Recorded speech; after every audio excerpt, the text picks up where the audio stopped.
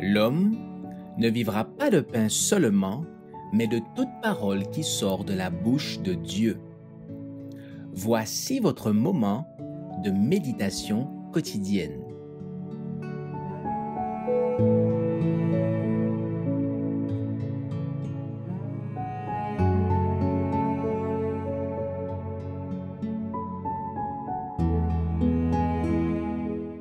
L'influence du chrétien, le 21 septembre.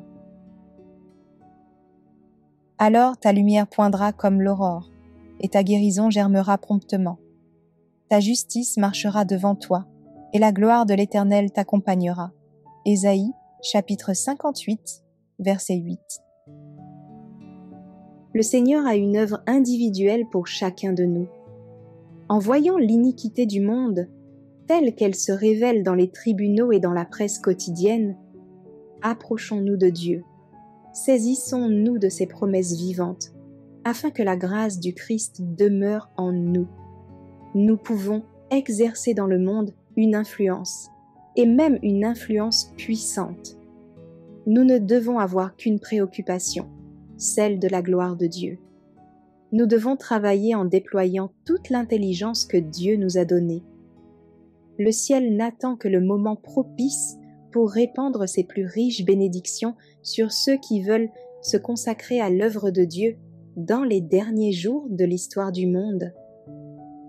Il n'y a rien en nous, venant de nous-mêmes, qui puisse exercer une heureuse influence sur les autres. Si nous nous rendons compte de notre faiblesse et de notre dépendance de la puissance divine, nous ne placerons pas notre confiance en nous-mêmes. Pouvons-nous savoir quelles seront les conséquences d'un jour, d'une heure, d'un seul instant? C'est pourquoi nous ne devrions jamais commencer une journée sans remettre à notre bon Père Céleste la garde de nos voies.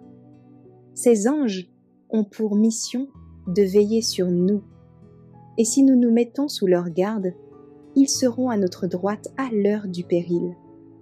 Quand nous serons inconsciemment en danger d'exercer une mauvaise influence sur les autres, ils seront à nos côtés pour nous orienter vers une voie meilleure et pour exercer sur nous une action heureuse. C'est ainsi que notre influence peut être une puissance silencieuse, inconsciente, mais cependant efficace pour attirer des âmes au Christ et vers le ciel. L'influence personnelle est une force.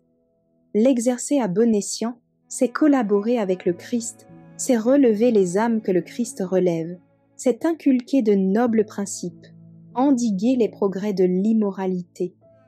C'est répandre la grâce que le Christ seul confère, épurer et affiner la vie et le caractère du prochain, lui offrir un exemple irrépréhensible, une foi et un amour sincère.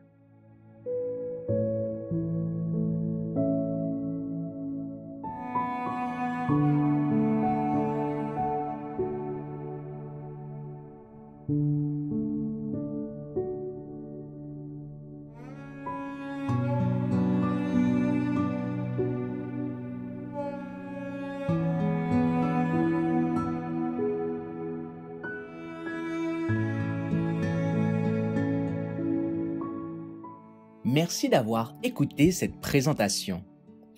Assurez-vous de nous rejoindre demain pour votre moment de méditation quotidienne avec lereste.org.